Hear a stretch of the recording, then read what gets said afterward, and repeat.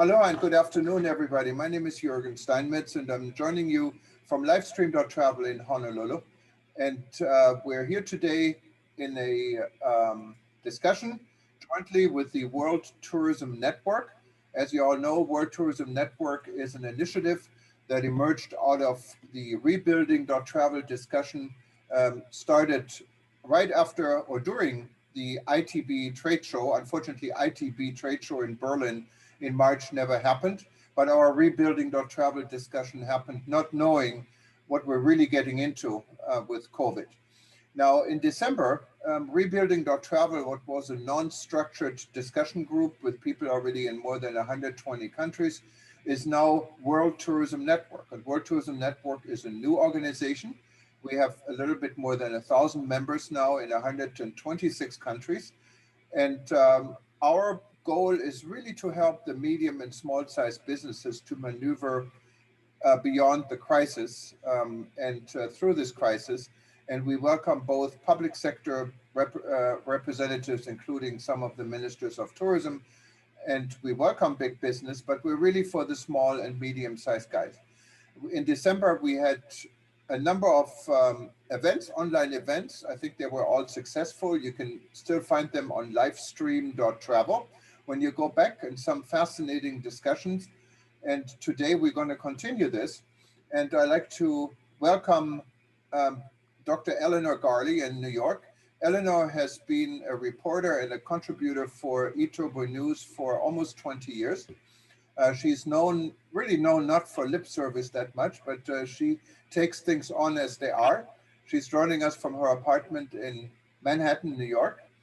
And just for housekeeping, just a few things. We are also online right now at our various platforms. So any of you guys wanted to be part of this audience and actually ask questions, you can still do this. Simply go to worldtourismevents.com, worldtourismevents.com, and you can still sign up and be part of this live audience.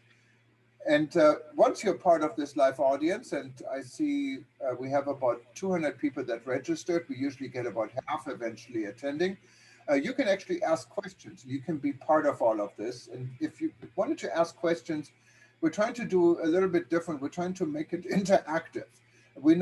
Unfortunately, we not always have the time to look through the chat because on this end, it's only me trying to maneuver between all of this. So it's easier once we're done with the presentation to raise your hand, your virtual hand. Doesn't mean you raise your hand like this, but you can do this on your screen on the right-hand side. If you click on participants on the right-hand side, there's a little hand you can raise. And we see this here. Then we're going to put your picture up, make sure your camera is on, and we're going to take your questions one by one. So I see there is Dr. Pipin Chandra raising hand. You just tried it, but you lowered it again. So yeah, we're going to wait for this till after the event. But without further delay, I wanted to give the floor to Eleanor to take the lead from here. Welcome, Eleanor. Well, hi, it's always good to see you, Thomas. And I am just overjoyed to have our guest this evening. So we have a famous professor, doctor from the University of Southern Australia with us today. Dr. Marianna is a professor, an author, a journalist, a researcher, members of an enormous number of associations where she has leadership positions. And because of the growing interest in or at least the importance, as a former college professor and coordinator of travel and tourism studies for the City University of New York, I'm very aware of the necessity for a good education in order to keep the industry alive and current. And as a result of COVID and this pandemic, the need for new leadership has become a really problematic situation I see it, because universities and colleges, campuses and facilitators and faculty administrators are very slow to change. So I've been looking for people that are researching, have been in the business, are in the industry, are in a part of the planet that is doing something right. And I've been very fortunate to find Professor Dr. Marianna from Australia, who meets all of these, checks all the boxes. So what I'm going to suggest is that I turn the microphone over to Dr. Marianna and ask her to share with us some of her observations and her research and some of her personal experiences on dealing with the new reality of the tourism industry. Marianna, can you unmute? I unmute myself now. I hope everyone can hear me. We can hear you great. I'm from Adelaide, Australia. It is summer here. I suppose everyone is different time zones and continents, but it doesn't matter. It's really my pleasure to be online, and thank you for the invitation, Eleanor and Jorgen. Pleased to share with you my experiences or what I've read and what I have been discussing with various leaders in the tourism industry here in Australia, but also online with any of my contacts. It's a huge topic actually, and I really don't know from where to start and how to finish and how probably not to overconsume your time by restating things that everyone knows. So Eleanor, what would be the first item you want me to comment? Well, I'd like you to start with an overview of your observations of the industry. I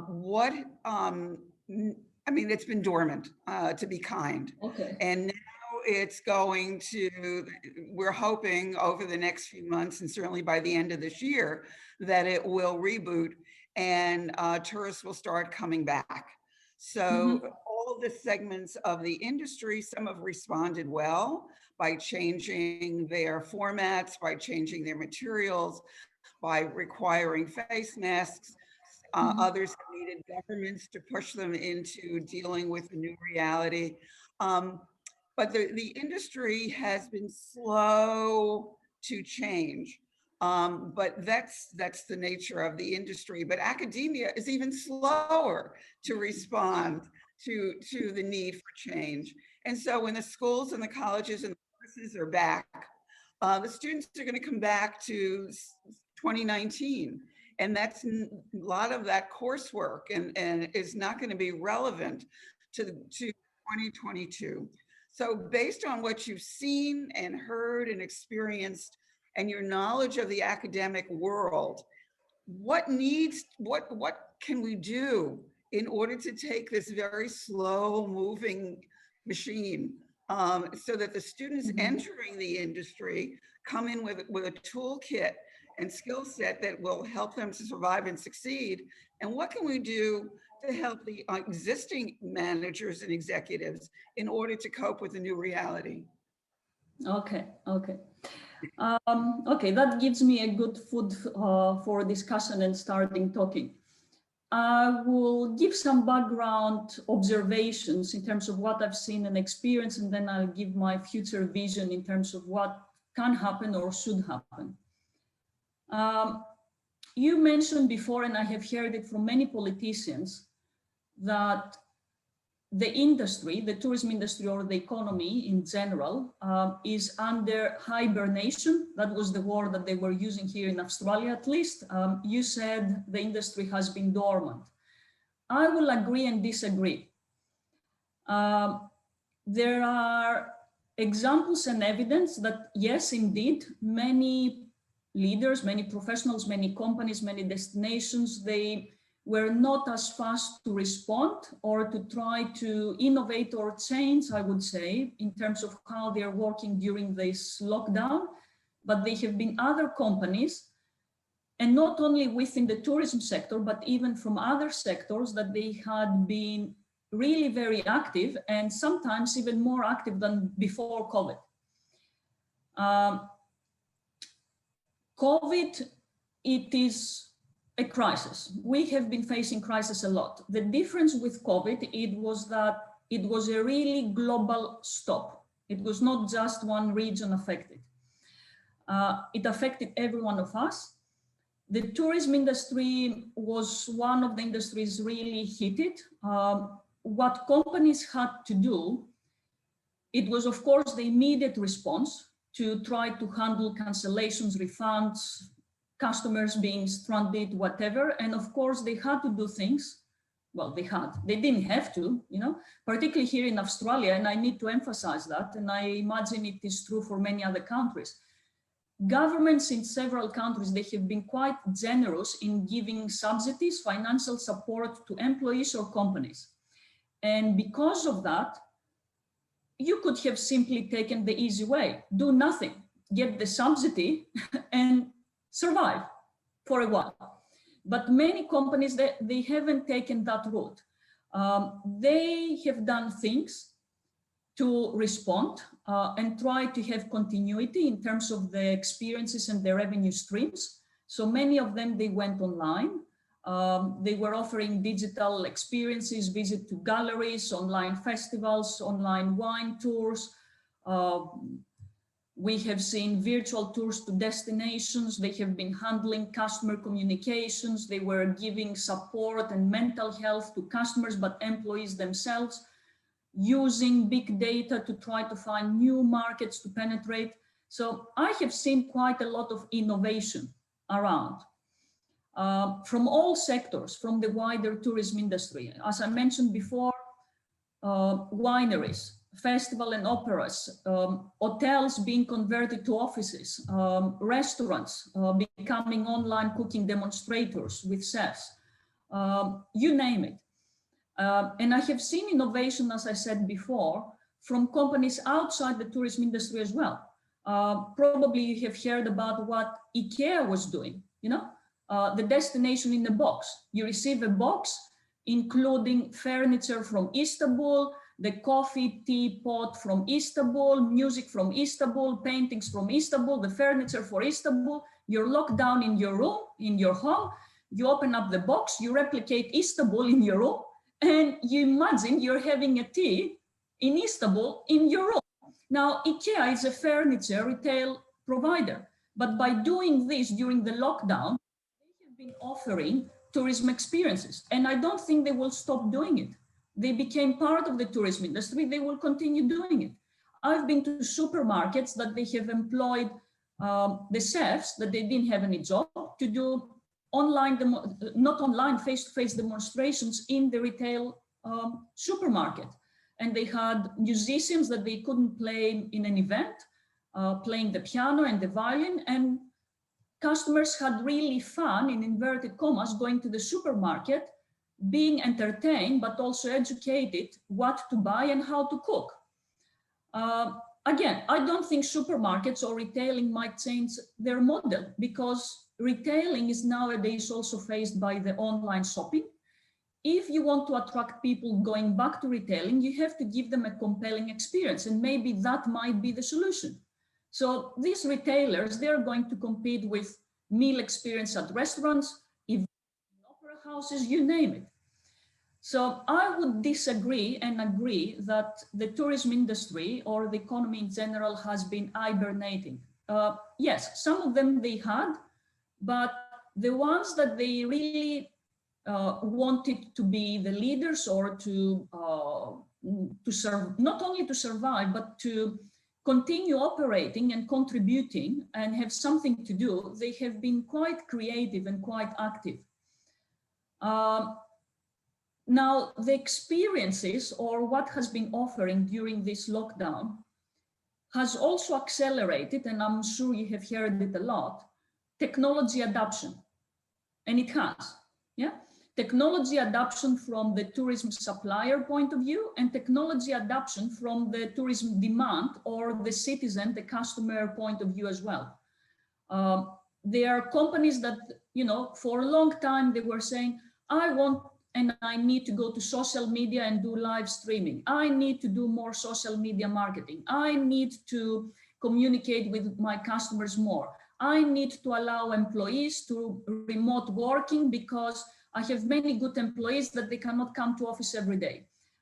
We need to use Zoom to do online meetings because people waste time in traveling, in being away from home, whatever. but they never did it. Now, with the COVID, they did it in less than 1 day. And they did it not only for 1 day, they've done it for almost 1 year now. Now, based on psychology, the scientists claim that you only need 66 days to do a new behavior in order to adapt a new pattern. Well, we have over exceeded this limit, the 66 days. What it does mean for me, it is that we currently have a new consumer that probably previously was saying, I will never work from home. I cannot do it. I will never buy an online festival experience. I will never do a disco clubbing thing remotely with DJs from all over the globe. Well, they've done it. Probably they liked it. Most likely they have seen the positives, but also the negatives of doing it. And I'm sure in the next normal, if there is a normal or, you know, a stabilized situation soon, what we're going to see, it's much more a blurred or mixed reality. People still going face to face because obviously there are many benefits of doing to that and having live and face-to-face experience or working at office. But things that we have seen during the lockdown, some of them, they're here to stay. For cost reasons, saving money, time, but also for effectiveness, convenience, and probably new patterns of behavior. What else have I seen? What have you seen as from the management executive position? Yes. What enabled the women to pivot, to change, to adapt, to accept the crises, and deal quickly with finding a solution? Because that's not usually the methodology for a Business 200 class. Indeed. And even if you open a textbook, you will never find a solution how to do it. Because we as academics or researchers have always approached innovation from the point of view that it's a pre-planned, well-thought process. Exactly. Or a process that you do well in advance, you have a plan, a strategy how to do it, and so on. Well, in the COVID case and many other crises, you had no time to pre-think or to get ready. And you had to innovate with whatever you had in hand in terms of resources, in terms of people, in terms of time, and you had to be very fast. So yes, there is no manual in how to respond. And I had been carrying out research in terms of what I call innovation for necessity, because many of these companies, they have been innovating because of this threshold, you know, to survive in some way. And I have been interviewing many different executives, leaders around, and the major response I got from them, it was that one major success factor that enabled them to, as I said, change or implement what they have been saying for a long time, but they never did it. It was, first of all, time availability, because previously they were overrun by day-to-day operations and they had no time to think how to do it or with whom to do it. So time availability, because the day-to-day operations just stopped. It was one of the success factors. And the second one that they have actually mentioned to me, it was the mindset, the willingness, and the flexibility of the employees to continue working or being open-minded to new operations, new ways of surviving. They never mentioned to me knowledge that they had before, or I don't know, digital ready experiences or whatever. It was mainly the goodwill, the flexibility, and the willingness of staff, number one. Secondly, if they didn't have the knowledge, their willingness to go and learn it in an hour.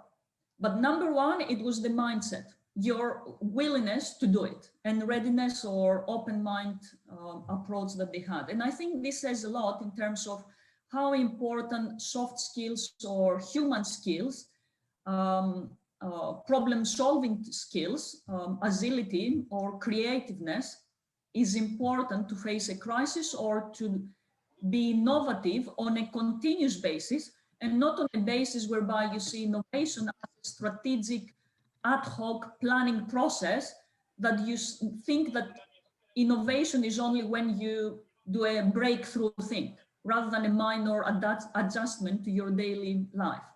What happened to the bureaucratic process? Were these executives that were able to implement their ideas, their thoughts and observations, where they were able to quickly break through the traditional red tape, the bureaucracy, in order to implement their ideas? How were they able to deal with that structure, that corporate structure? To be honest, nobody that I have talked with, at least, has said to me that we wanted to respond and we were facing red tape. And if I reflect on what they have been telling me, I think that was because everybody was on the same boat, from the top executive to the lowest level of employee. And I think this might explain the fact that everyone's willingness to change or be open-minded has made everyone to think, you know, behind the book or the rules or the operating procedures and be open to do something or to change. So that once we get back, not get back, but once we reopen and start anew, do you think that ease of relationships and the elimination of the hierarchy will reestablish itself, or do you think there'll be this more open office environment? Good question. There are two different things, though. I don't know how you interpret open office.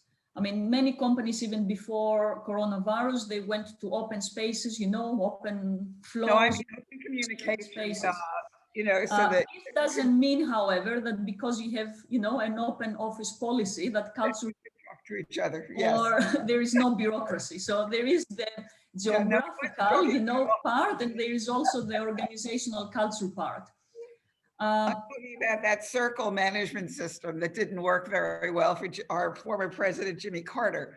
But conceptually, it's a very good idea where it's an open door and you come and go based on the conversations that you want to have, rather than have to deal with a hierarchy. Now, because of the crisis, these walls seem to have at least been lowered, if not disappeared. When our economy is back, do you think that hierarchy will reestablish itself, or will it be a different configuration? I don't have a crystal ball. What I know and what previous experience shows, however, is that once we go back to whatever back, I don't think we're going back, but anyway, once things will be stabilized, we will have what usually theory calls a new market equilibrium. You know, things being fixated to a new reality. I don't know when we will face that, but yes, a new stability will come, but the new stabilization point, it will not be something that we are already familiar or something from the past. Well, how have your observations then translated into a classroom experience? Will the classroom traditional textbook, tests, term papers, research, exams, do you think that that's going to change? And if it does change, what will it look like? In addition, because of the crises, and it's likely that crises like this will continue. This is not the first and last pandemic that we're ever going to see. So whether it's an earthquake or a health crisis or a financial crisis, crises are going to be situation normal as we go forward into this century, into this decade, and into the century. So how are these less than solid ground that we're going to be walking on? How are we going to be able to translate that earth those tremors, if you will, that are always going to be part of our environment into a learning experience for new students as well as for seasoned executives. Mm-hmm. Okay, now you raised a huge topic, so I will give some background information or observations, and then I'll share with you my thoughts. Something that people I have been talking with the industry repeatedly reporting to me was that We lost you. Marianna, I'm sorry, it was me muting you by mistake. My apologies. No worries, you can hear me now? Yes, Yeah. please go ahead. So yes, during the lockdown, unfortunately, what the tourism industry has experienced is a huge brain drain. Many people, unfortunately, they have lost their jobs. And as you can imagine, the ones that they have managed to find a job during the coronavirus were either the ones that they had probably the technical skills to get a job, a low-level standard operational job in essential workers, hospitals, whatever, or they're really talented, they're really creative, open-minded, and the ones that they had transferable skills. Now, quick question. Do you think that the talented tourism executive, that he has transferable creative skills, that he or she got a job in banking, finance, I don't know where he got, getting triple the salary, will ever return to the tourism industry? Because the tourism industry is always a bad payer, yeah? Now, And it's 24/7. realize that we have lost a lot of talent. Yes, companies, they have already mentioned to me that their challenge is how to retain the talent or how to bring it back or how to identify the new talent, because they don't know what the new skills and competencies or the new experiences that they have to sell. The other observation that I had during this period is that because of all this digitization, virtualization of customer communication, experiences, remote working, the most of the leaders, executives, or even middle managers were reporting to me that they had a problem, a concern, an issue, or something that they felt incapable or not experienced to do remote management or remote leadership. They didn't know how to handle staff working away. They didn't know how to manage staff that probably they have never seen face to face and they have never met, because there were some new staff that they brought new skills or resources. They didn't know how to address and motivate employees that they were facing, you know, anxiety, stress, mental health issues. They didn't know how to coordinate virtual teams. Well, to me, this is a skill that they should have had it, or if they didn't have it, they definitely have to have it in the future, because all these are going to stay. They're here to stay. So again, the remote leadership, motivation, emotional, cognitive skills, they are going to be really important. But to be honest to you, I don't think even these are new. I think even pre-coronavirus, I remember myself being asked, you know, what are the future skills of the tourism industry?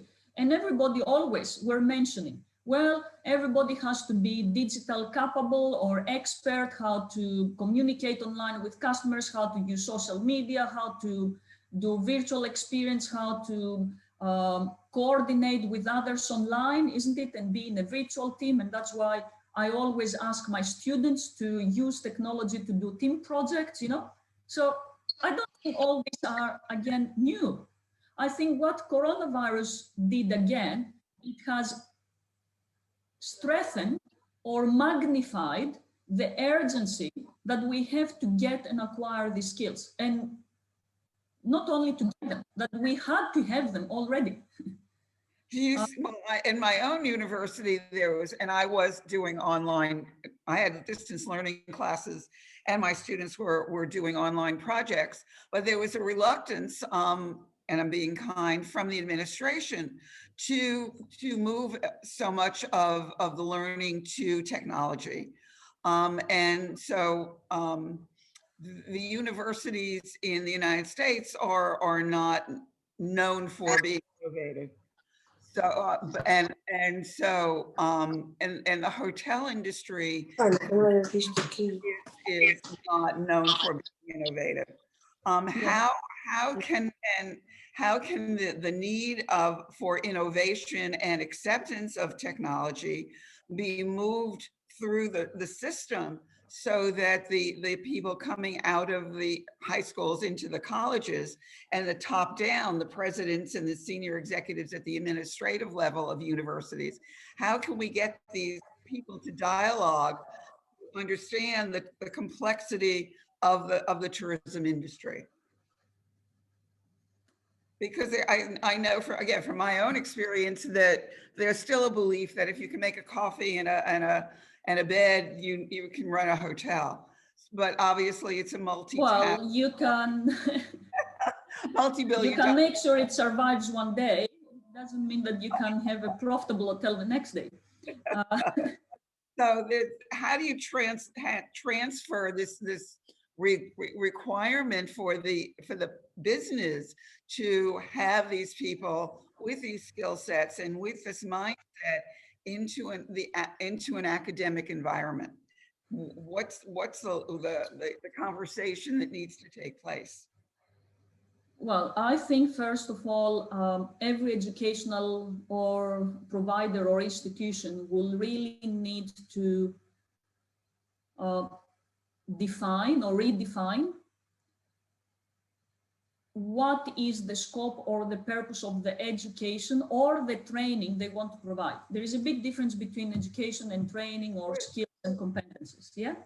And in general, so far, if I want to be very simplistic, and I'm going to be very simplistic, there have been two, let's say, major providers of skill sets in the tourism industry.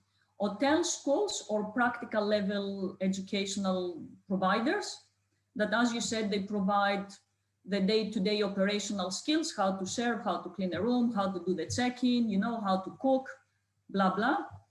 And then we had the other extreme of providers, the universities, that they never paid attention to this, you know, operational skills.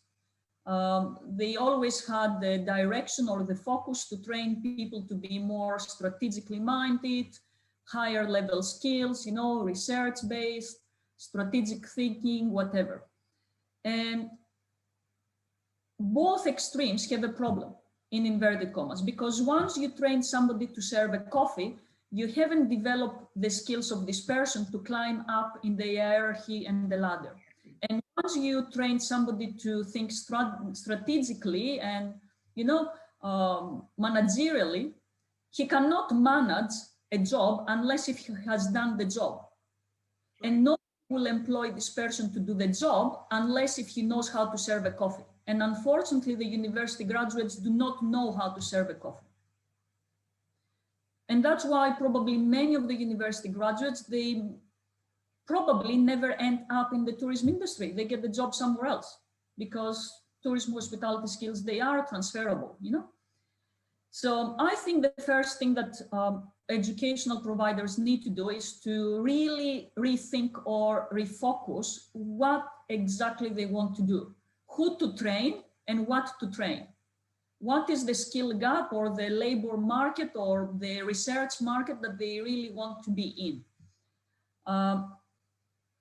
COVID, apart from magnifying or accelerating the need for new skills or competencies, has also created or reminded us that what educational institutions also need to realize is that it's not only the demands of the tourism companies that have changed in terms of what skills or new type of labor are looking for.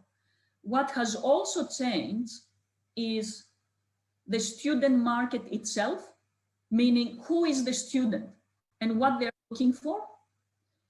And what it has also changed is who is the educator and who is going to be the trainer. So I will give you some simplistic examples to try to understand why the student market has changed. And it has been changing even before COVID. It's not that COVID did the whole thing, you know. We have people that they want to study tourism or hospitality, that they come from a totally different discipline and employee experience. We have people 50 or 60 years old that they want to change career.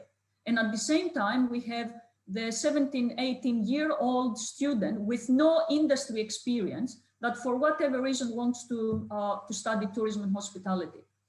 At the same time, as a student, we also have somebody who is currently employed. He is probably serving coffee. Again, I'm very simplistic and sarcastic, but he or she wants to get promoted and he or she needs a better degree. Yeah. Now, you cannot have, in inverted commas, one program satisfying all these diversified students. One size does not fit all, as you can imagine. Of course, one student can benefit from the other. When you mix different students together, the 17, 18 years old can benefit by working with a 50-year-old and vice versa. Yeah, but you cannot have a syllabi or a curriculum that it is equally appealing and it is equally valuable to all of them. What else we have seen? During the coronavirus, educational providers, they were forced to go online, isn't it? And students went online, not only the current students, even prime schools, yeah, primary school. So the student that I will have in 2-3 years, he or she will have already experienced online learning. Yeah. And even before coronavirus, we had, you know, the Uber University. We had micro educational degrees in virtual universities, whereby somebody was getting a micro master's within a month, within a week, without the need to go to a university and spend a whole year and have to give up his job or to go from full-time job to a part-time job. Now, what does this mean? It means that the student market, in inverted commas, student market nowadays, apart from becoming more diversified, demographically, experience-wise, industry-wise, it has also become more demanding in terms of the flexibility that they want. Probably they don't want a degree 3 years long. Oh my goodness, no, I want a degree that it customized to my previous experience. I don't redo things that I have already done. I do a course in 1 week, in 1 month, in 1 year, and I'm done, you know, and I pick and select in a do-it-yourself mix and match approach, I don't know, whatever, a degree that really progress me and I don't waste time and effort in a flexible way. Now, do the universities have this kind of system? Not really. You either go to a full 3-year or 4-year cycle or 1 year master's, 2 years or whatever. Yeah. So maybe apart from changing curricula, apart from changing teaching methods, what the universities or educational providers also need to think is the cycle of education, the duration, or the design of the whole degree, you know, how you do it and how you're allowed to do it. What is happening in the educators or professionals market, if I can call it market? They were also demanded within 1 or 2 days, 1 week, to be ready to go online and deliver lectures online. And that was not new to them. Many of them previously, they were professors in MicroMasters, in virtual universities, they were doing blended teaching, whatever. But now they had to do it. They became experts. They even generated some revenue. I mean, I or many of us, they have been teaching online. giving seminars online, conferences online, meetings online, guest lectures online. Why do I need to have a full-time job to one university? I can stay home, I can be a freelancer, and I can run one virtual lecture in a virtual university, online seminar for somebody else, and be more flexible, more happy, manage my time, have no boss, and be a worldwide Uber professor. Well, it's feasible because there is demand for that and there is supply for that. But Universities need to change even their employment relations with professors. And the student, also the student and the faculty person is not in that classroom. And I think COVID has shown that a total absence of face-to-face between the faculty and the student is a real serious miss in terms of getting a thorough understanding or a good education. Mm-hmm. That social interaction does, it's enabling on both sides of the desk. Exactly. So if this is the value added, then the university will have to pay me for that, not the online delivery, because I can video record the lecture and I can replay it 500 times.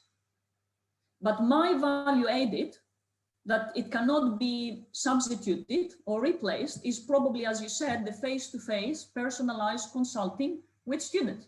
Mm-hmm. So you see that even the job description or the remuneration might have to be redefined.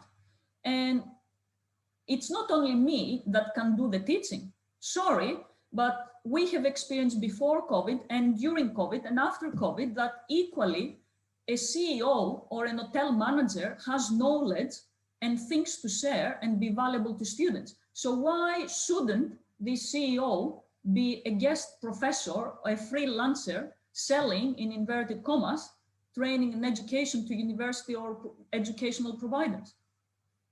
How do you think the presidents of colleges and universities and boards of directors are going to respond to these new definitions of what a faculty person is or what academic learning is about? Do you anticipate some pushback? I really don't know what to predict, to be honest. Yes, I will tell you my opinion. The way somebody responds, it depends on his or her awareness of what is going around. There are people that they are watching things happening and they don't know what is happening. There are people that they're making things happening. There are people that they follow the ones doing the things.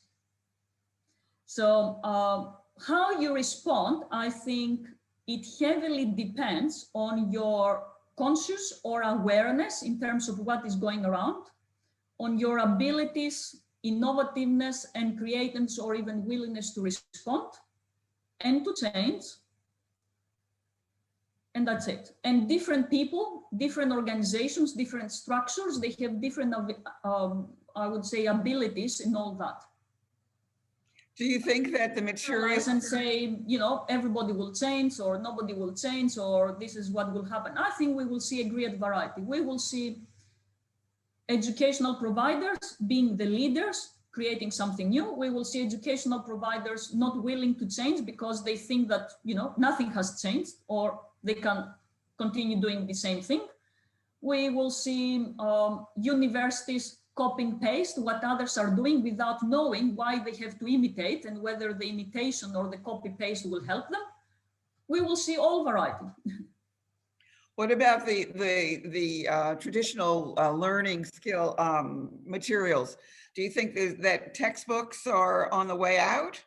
Do you think that term papers will be eliminated and tests sent into the abyss? Do you see the structure will change, and with a greater emphasis on internships and on-the-job training, as opposed to the traditional academic skill tools? Mm-hmm. I strongly believe that every single instructional method tool has its own purpose and value. Yeah.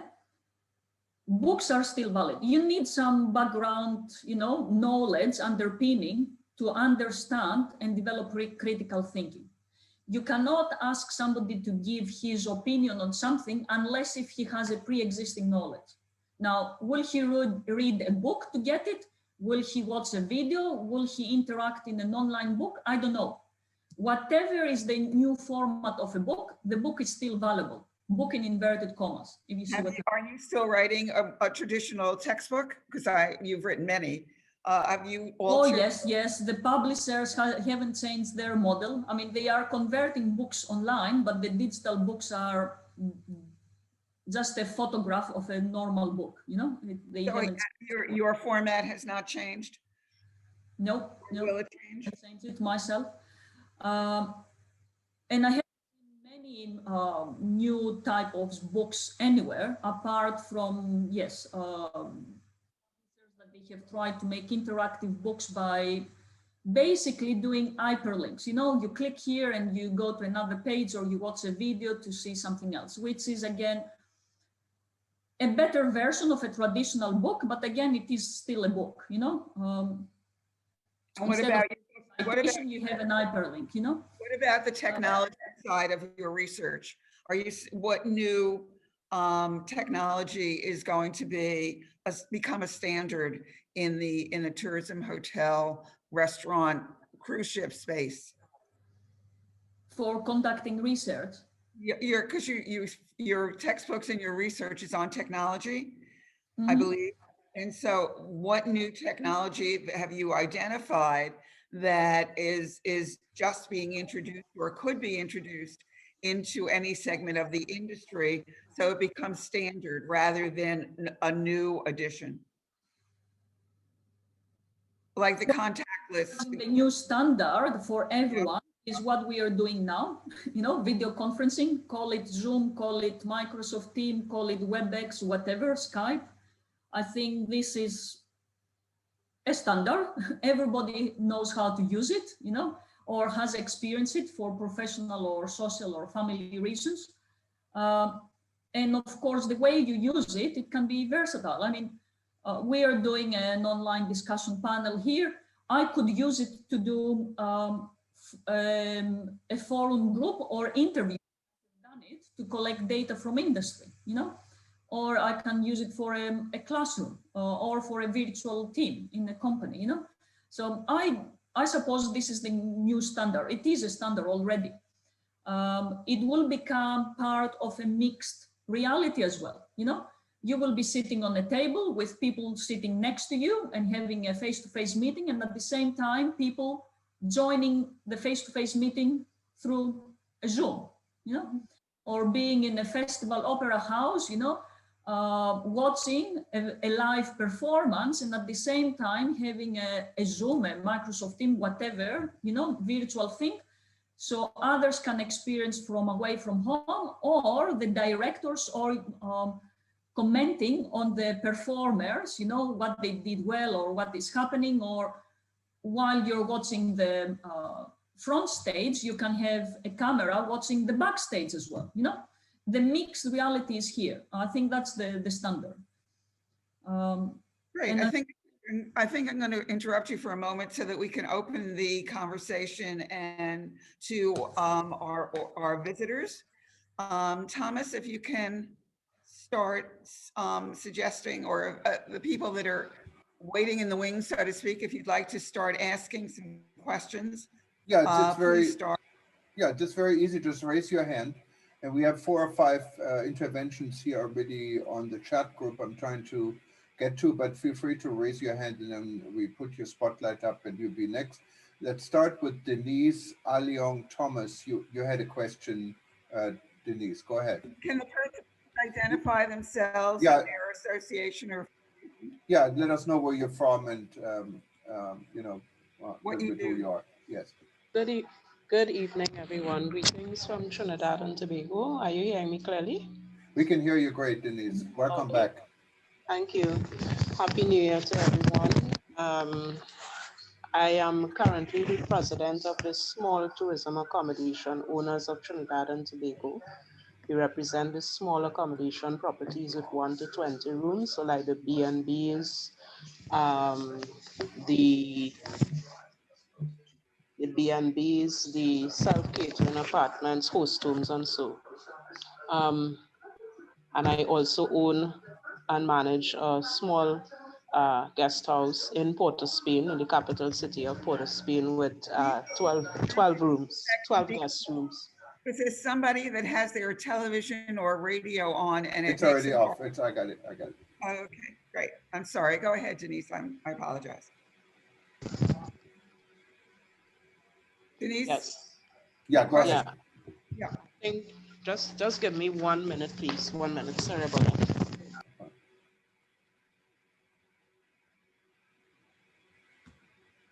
I don't know if we lost Denise. Are you back, Denise? Okay, so if why don't we until Denise gets back? Oh, there you're back. Okay, no problem. Yeah, I'm back. Yes. The question I had in the chat is there any way that universities can now accept tourism practitioners' experience as credits towards a course of study, let's say for a degree or master's or so? For example, in my case, hotel management, because COVID-19 has presented a lot of challenges. I mean, as business persons in the tourism sector, you've always had the challenge of being able to study, to attend in-person classes and so on, even though you might have been given the opportunity to do online classes. But I'm just thinking for the new normal, in terms of studying and so for the tourism industry, if the consideration can be given towards accepting years of experience in the tourism We're talking industry. about lifelong learning credits. Yes. So I'm not sure if Marianna's university, what is the policy with that? And the other question I have is what sort of new programs are coming on stream in light of how we are supposed to operate now in the new normal of the tourism industry? Thank you. Marianna? I have to unmute myself, sorry. Thank you for the question, Denise. In terms of whether universities, they credit industry experience, I think this always applied in the past as well. I mean, myself, when I went to the UK, long time now, to do a master's degree, I have used my previous experience to do an MBA instead of 2 years in 1 year. And they recognized that because I had previous industry experience. Here in South Australia, in my university, you are allowed to use industry experience to enter a bachelor program, but again, what type of courses you will get, recognized, not to redo them, it depends. It depends on the syllabi or whatever that this might be. Some other universities, they don't accept it at all. So I think there is a mixed reality. New courses that they're being designed and they are probably required in the next normal. I can't say I have seen already a new course that the university claims it's customized or, it emerged as a result of COVID. But what I have seen in terms of new programs, new studies that they are becoming popular are programs or studies that they emphasize on data analytics or big data, not the technical part in terms of how you do data analysis. Yeah, I mean, that's the technical stuff that programmers know and they develop AI and machine learning to do it. But programs and studies that they emphasize on information-based management, if I call it like this, yeah? How to interpret data, how to identify what data sources, how to formulate business questions to manage. These kind of programs that they usually are very multidisciplinary, as you can imagine, they have emerged even before COVID. In my university, we started a business analytics program before COVID. I have to admit that this is the most popular study program nowadays as well. And it is multidisciplinary. We have courses and professors from the computing science department, from management and marketing, all contributing their own perspective. As you can imagine, course on that. The other thing that it might be crucial to have in mind when we rethink design of programs is that, again, not because of COVID, but I think COVID has magnified and accelerated that need. We have seen, or we are experiencing, that companies and economies are becoming more multidisciplinary, if I can use this term, and I will explain why I say this. A few months ago, I was reading the interview from the CEO of the, I think it was the CNN, yes, or the Times magazine. I can't remember, and that's crucial because I really want to go back to the source and find the interview I was reading. Anyway, it was either, no, it was the CNN, definitely the CNN CEO.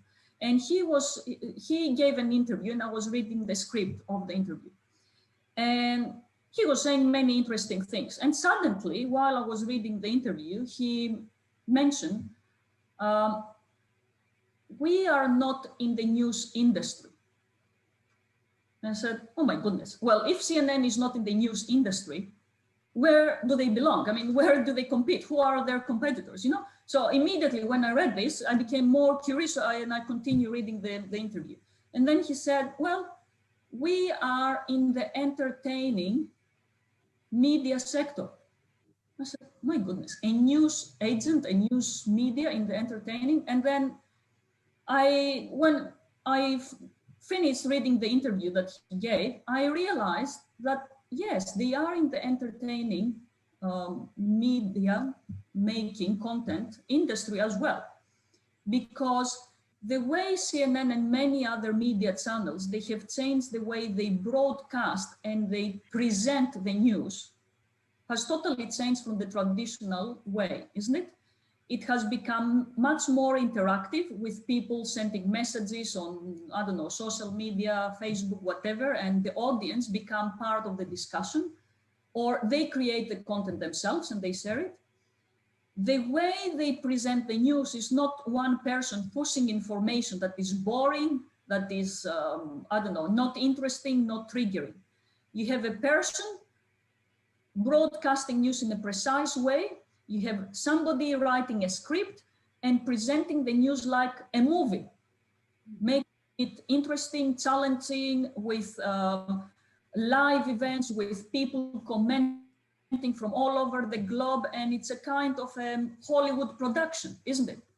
So the way that CNN has actually redefined the industry where they are, and they have redefined the product and the experience they're doing, as he explained, was by borrowing ideas of storytelling and movie making from other industries, from Hollywood and from experts in theatrical studies or movie making. Yeah, so the news industry, they have reinvented themselves by borrowing and getting talent from another discipline. Now, if we want the same in the tourism industry, I think we need to do the same. I don't know which is this discipline, I don't know which is this industry, but we need new blood. We need new ideas. Not that our ideas are bad, but we really need to think outside of the box. And I don't know whether we can do this by being inside the box. At least we need somebody from outside to trigger us. To open the door. Yes. No, And we have to open the door, of course, because if we keep the door closed, we will never change. Right. Thank you, Denise. We have another question? Yes, we had Rudolf Herrmann, and Rudolf, just to explain, is our chairman of the Malaysia chapter. He's been very active, and also he took over the responsibility for the Rebuilding.Travel LinkedIn group. We'll be announcing this shortly. And welcome, Rudolf. You had a comment or a question, I believe. Yeah, thank you very much, Jürgen, and yeah, thank you, Marianna and Eleanor. Eleanor, you are part of our group already. Yes. Yeah, what I would like to say is actually, yes, Marianna is right. We have to combine the academic and the practical approach. We have to combine both, because if we don't do that, the academics will float somewhere, and the practical people don't know how to get to the next level and to really move on forward.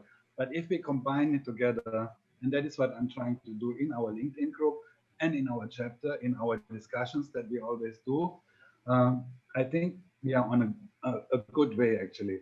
Marianna, what do you think? I strongly believe this. I don't know if anyone is a friend of mine on Skype. I usually describe myself as a researching practitioner or a researcher.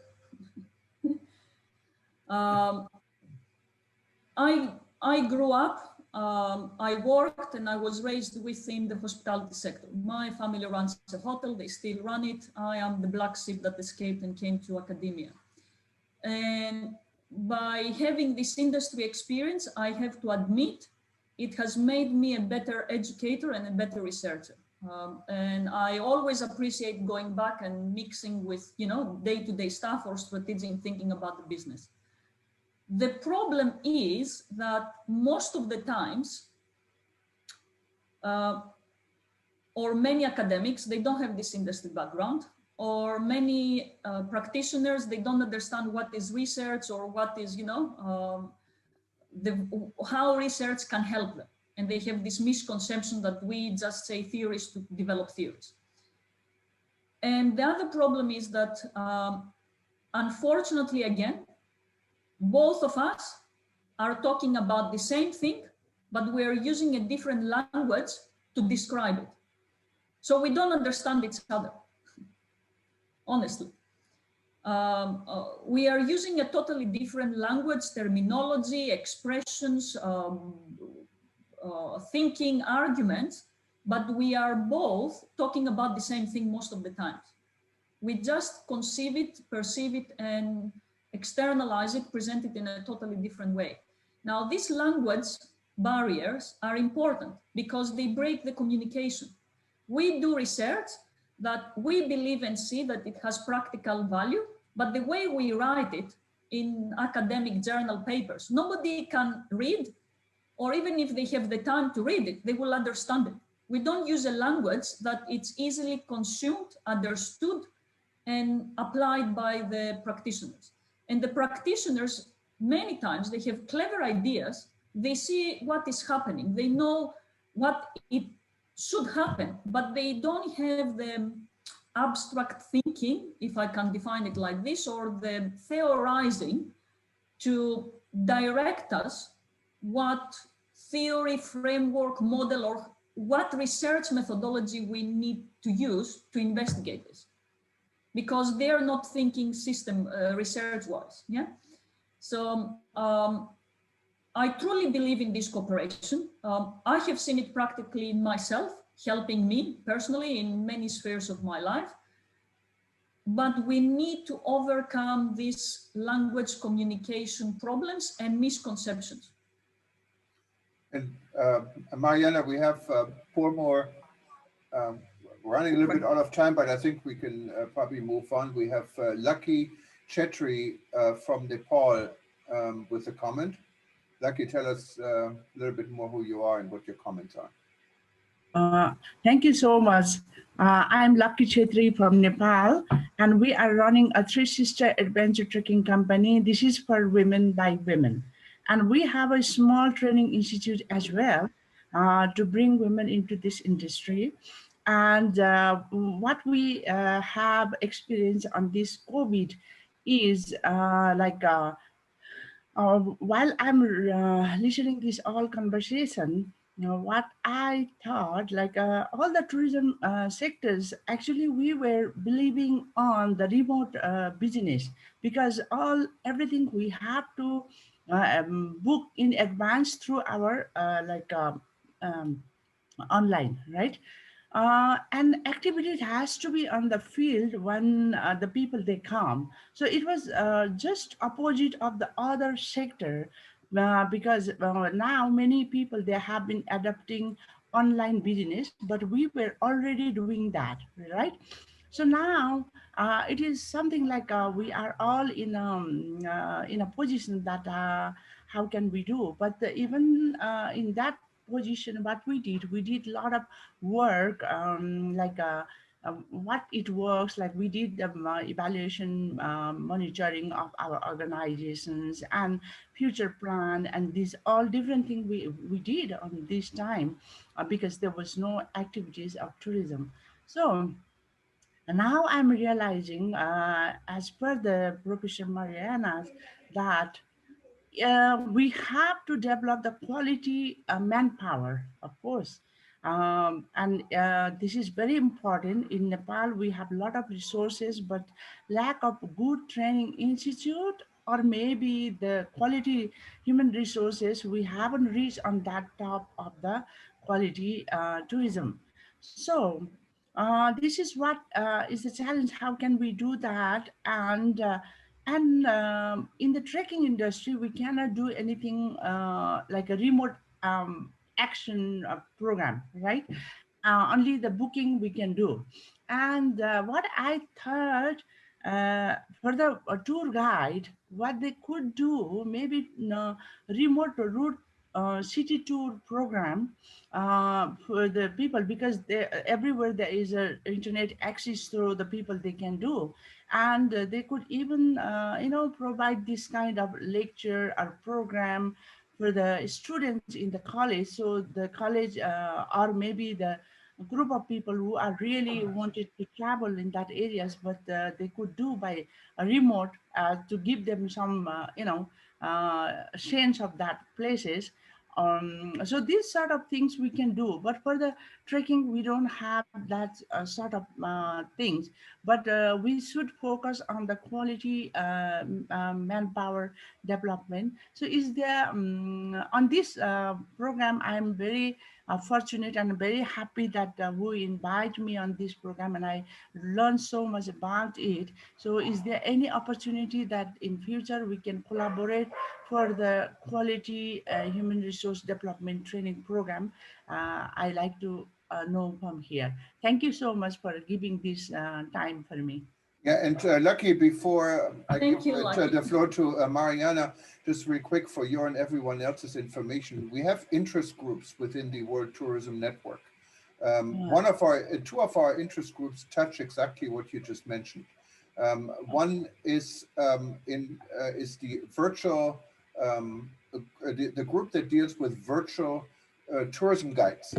And we had a discussion. What is fascinating, you find it fascinating what you find in our archive at livestream.travel, with tour guides actually from Bhutan, Tanzania, Peru, and another place coming together and doing exactly what you suggested, virtual tours. The other is our new chapter, what is under the leadership of Maricar Donato, who's on this call, and she will say something at the end because we also have an event what deals with tourism guides and exactly this issue. I just wanted to remind everyone we have this, and we would encourage you, like, to, if you're not a member yet of WTM, become a member and join this group. But Marianna, the floor is yours. Sorry. Thank you so much. Yes, thank you, Lucky. I'm very happy to hear about this quite interesting and innovative approach you have adopted. As I mentioned before, I have become a kind of an Uber professor, so very happy to work with you and collaborate from whatever way I can. Just contact me. I guess you can find my details online. Just Google me and you see my contact details. So yeah, very happy to do it. Yeah, and if you join, we'd be happy to get a profile page up. Everyone has a profile page with contact information. Makes it easy, and we're going to put this also on the archive. Whatever information you want to publicly share, let us know, Marianna. We'd be happy to put on there. And let's go to another very, very loyal attendant who's joining us now at 3:12 in the morning, as far as I know, is Birgit Tower. She's actually also Australian German. And I'm so amazed you're on this forum. I saw Burkhard also, who's also joining us from Germany, two of you. And that really speaks a lot. And I'm so humbled to actually see you on this group. Welcome, Birgit. You had a comment. Well, hi to everyone. Hi, Marianna. I'm obviously originally from Australia with UQ, University of Queensland, my PhD in tourism management. So, and having worked in industry and academia, I'm delighted to just listen to your presentation and, totally agree with what's happening and what you're addressing and everybody else's comments. And I think my major concern or issue with all of this, because I stepped out of academia, I came from industry, I went into academic training at the age of 39 with undergraduate degree after industry, and then did my PhD, and then stepped out of academia again and back into working independently. And I could not agree more that we need different ways of bringing the knowledge from academia into industry and vice versa and combining that. And hopefully COVID has brought that out, and that we are going to approach things slightly differently, that neither party, whether it's industry or academia, works in silos. And I will certainly say that coming from academia recently, and I still watch that, the available information and literature and so forth is kept in the silo of academia. It's not written for industry. It's not accessible for people who are not signed up to, information sources that cannot even get access to that information that's available in academia. So already that transformation of information is not happening. So hopefully with your influence, you might be able to change that a little bit and make it more accessible for people who are not anymore part of that system, and create a bigger combination between the two. So that's just my comment, and I'm delighted to be here tonight because it's very close to my heart to bring academia closer into industry and vice versa. Thanks for that. Thank you, That's Birgit. Thank you. Cheers. Thank you, Birgit, and thanks for attending that late. And, well, I could not. It had to be. I just stayed up specifically for you tonight. So thank you very much. No, that's amazing. And I think you have a book you're just publishing. Let's advertise your book for a little bit here. So tell us more about well, it's your interesting. book. Well, it's interesting because I've written that book. Thanks for you for that. And actually, Freya, Marianna will actually know about that because she's been commenting on LinkedIn on my book on that one, so she knows about that.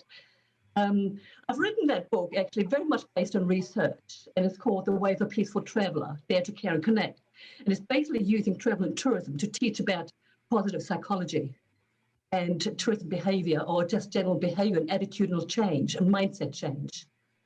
And that's just recently published about a month ago. I self-published that myself, so it didn't come through the normal channels that we normally do as academics. Totally independent.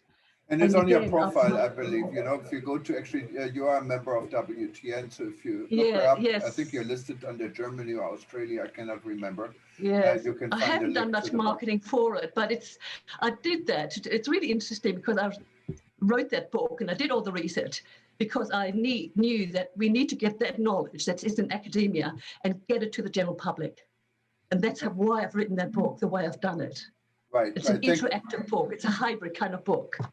Perfect. So, yeah, you might be interested to have a look at it, Marianna. As I said, Freya knows about it too. And yes, please, if you can. Diane Dretch actually is commented on the book within my book. She commented on it. And she the name of the book again and where to find it. Want to have a look at it. Give us the name of the book. It's called yes. It's I type it in for you anyway. It's The Way of the Peaceful Traveller. Okay, so while you type this in, I just wanted to ask, we had Wai Zhang Liang making a comment, but I think Waizang left us. I cannot find her. Are you still here, Waizang? If you are, speak up. Otherwise, I assume you left us. And we had a Oh, number yeah. of. Hi. I rename myself. Actually, my name is Bernice. I'm from Malaysia.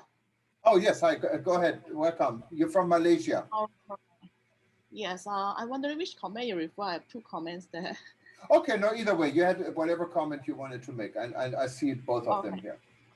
All right. Actually, I'm from the industry.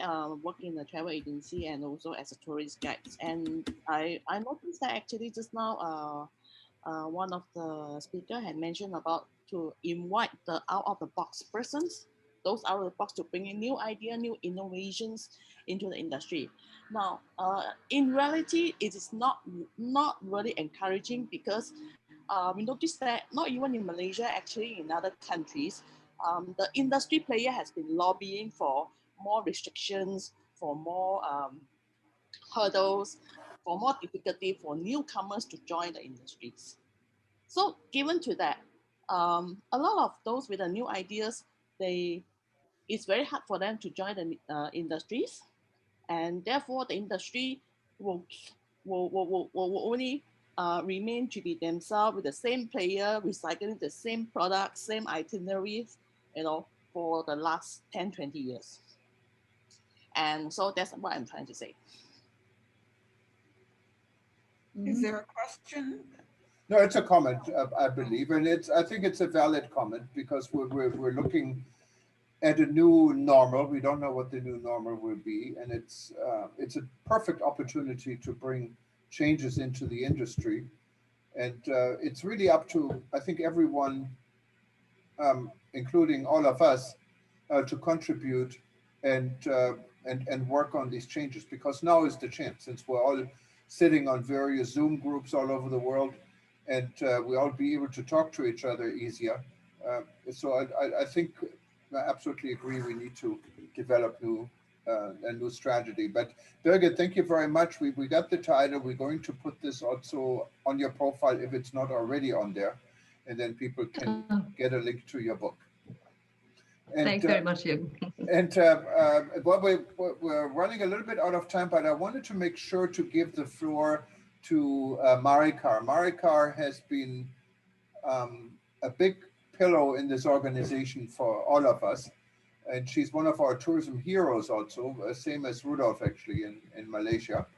And Marikar, you have an exciting announcement. Tell us a little bit also about the virtual tour the virtual tour initiative we have. And you're not only representing World Tourism Network, you're also representing the World Federation of Tourism Guides, I believe, in the United States. And you're based in Washington, D.C. Welcome. Thank you, Jürgen, again. And thank you, Dr. Marianna, for that very, very wonderful discussion. And I love your virtual background, because I recognize it right away. That's in Greece, correct? Santorini? Yes. Yeah, it's a beautiful place. I love it so much. But thank you. I've gained a lot of knowledge because of that. But I'd like to invite all of you to come to our broadcast on WTN on Monday, February 15 at 1:00 p.m. Eastern Standard Time, as we launch the International Tourist Guide Day. So I am the Global Brand Ambassador for the World Federation of Tourist Guides Association. And every year we celebrate one day of the year on February 21 to celebrate tourist guides around the world. So we are going to do an entire broadcast on the 15th to launch that event. And all guide associations all around the world are going to present the theme, which is very interesting, tied to UNWTO, which is tourist guides who are contributors to rural tourism through creative storytelling. And tour guys have stories to tell. We tested this in Washington, D.C. on Inauguration Day, and you put a fantastic event together. And even more fun was our tourist guide New Year's party. So we're fully committed to tourism guides. And thank you, Marikar. anyone who it's organized by us, by the World Tourism Network, and anyone who wanted to participate and wanted to spread the word. There are two easy ways to find it. One, you go to the WTN.travel website, you click on the interest group, and you see the tourism guide interest group, and it's right there. Or the other way is you go to World Tourism Events. I think it's there's one other event Eleanor will tell you about coming up before. We have planned so far, and I hope to see every one of you there. There are a few more smaller comments, and I don't know if anyone wants to say anything else. Please raise your hand now. Otherwise, I will give the floor to Eleanor, and then also say thank you so much, Marianna. This was a fantastic session, and I hope we can continue this, and I hope you can become part of our group so we can have these type of exchanges in the future. And thank you everyone else for being online. You can see an archive of this at livestream.travel and also at WTN.travel. But we're going to be showing this probably starting in about 2-3 hours. It will repeat throughout all our channels for the next 12 hours or so. And so a lot more people will be able to tune in and find out more what we have been discussing in the last hour and a half. But Eleanor is the star here. She put this all together. And thank you, Eleanor. And I give you the last word. Also tell us about your wine event coming up, what you also find and register on World Tourism Events. And Eleanor then, of course, will thank Marianna, I guess, and we're saying aloha to everyone after this. Go ahead, Eleanor. Well, thank you, Thomas. And we're moving, eTurbo News is moving back into the wine space. I have avoided writing or talking or even drinking wine over this last year. I've just been too involved in the political, economic aspect of our world, and could not bring myself to do anything that was wine or spirits related. But now that things are easing up, it's time to bring back all the coverage that eTurbo News was giving on the wine industry. And we're going to focus, and I know Marianna is an expert in the wine industry as well as tourism. So our first speaker will be focusing on wine tariffs on imported wine into the United States. And the Trump administration seem to like tariffs, even though it's not really a good way to engage in trade. But they had put a tariff on imported wines from certain countries, and then with threat of 25%. And then just before the former president exited, they were threatening to put 100% tariff on imported wines. And it only hurts the wine industry in the United States, and certainly hurts the pocketbook of the American wine consumer. And what seems to be happening is that the better wines are not making it into the American market because of these taxes. Anyway, that's going to starting in February, and that will be promoted shortly. So other aspects and other issues that have to do with the wine industry is what we're going to be focusing on in the next couple of months. And just back to our topic of today, education and tourism are linked. We can't have a thriving industry without a really good foundation in the multiple aspects of the educational experience. It's been wonderful to have Marianna with us today, a world's expert in the industry who is noted globally by the major trade associations and universities. And it's been wonderful to have her share all of this time with us and to share her expertise. So personally, thank you for joining us. And thank you for carving out some time to share your expertise. Thank you very much, Eleanor, for the kind words and the invite. Thank you, Jorgen, as well. It's really nice to meet you as well.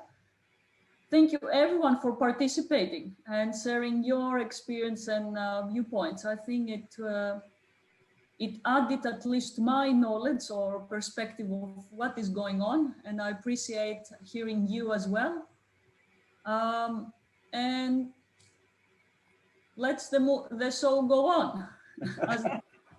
All right, guys. So you all stay safe. And actually, what Eleanor was referring to on the eTobo News, we have a special group or blog, what is under Eleanor's leadership. It's called wines.travel. So if you go to wines.travel, it's part of the ETN group, and that is Eleanor's baby, and she has been working on it for quite some time, and she knows so much about wine. And so, and she said she doesn't even drink it, so that's even worse. But on the tourism and tasting side, but I think we're in an economy where we can still focus some on the business, economics issues, ethics side of the industry until everybody in the world gets a vaccine and we can go back to tastings. So until that happens, I'm going to be the issue. The economics of the wine industry will be a focus. So if any of you, anybody that's part of this group or has friends in the wine industry and would like to share their lessons learned and best practices, by all means, contact Thomas, and then Thomas will forward the information on to me and we'll turn it into another conversation. All right, guys, you all stay healthy. And thank you. Life really cannot be all that bad if we can still talk about wine in Manhattan, you know, so it's not all that bad, guys. So no, it's getting better. Life is getting better. Okay. All right. Okay. Good night. Good morning. Thank you, everyone. Bye-bye.